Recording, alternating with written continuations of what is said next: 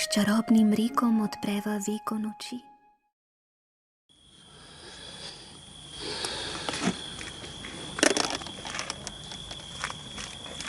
Jebi se, Nina, jebi se ti i tvoje zelene oči i tvoj Beograd i sve u što se mogu zaljubiti.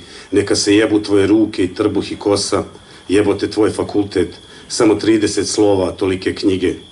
Jebo nas oboje smisao za kombiniranje, jebala te Košava i ekipa iz kraja koja misli da je uhvatila Boga za muda, a nikad nije bila ni do Pančeva. Jebote tvoj dečko, vjerojatno neki hipster koji misli da je maslačak najbolja salata na svijetu i obožava prirodu. Jebalo te svako slovo koje si napisala i bilo bi pošteno da boli. Jebote ormaru koji se skrivaš kako bismo razgovarali, jebote tvoj mazni glas, jebala te nova godina na vikendici, jebote način na koji se krećeš između kafanskih stolova, jebalo te izluđivanje koje to izaziva, jebala te zahvalnost koju nikada nećeš iskazati jer nemaš petlje da potpuno poludiš, pravi, jebi se, salatu od maslačka na vikendici.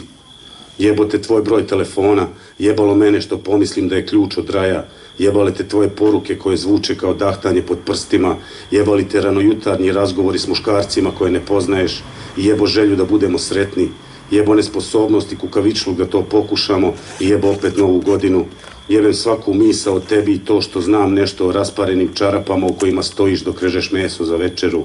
Jebi se, Nina, jer nikad se nećemo voljeti dok nas ne zaboli. Jebale te električne instalacije u tvom stanu i prošli životi koji nas plaše. Jebo Lisabon. Treba ga bombardirati da vidimo hoće li tada biti romantičan. Jebeš mene, jer mogu biti lud toliko da mi nedostaješ, a da te nikada nisam dodirnuo, da čak ne znam ni kako izgledaš na dnevnoj svjetlosti. I jebeš dnevnu svjetlost. Tad su ljudi budni, a ja želim da nema nikoga. Jebeš i to što ipak želim da si ti ovdje. Jebeš to što si moguća iznimka. I opet, jebeš mene, jer mogu vjerovati u sve to.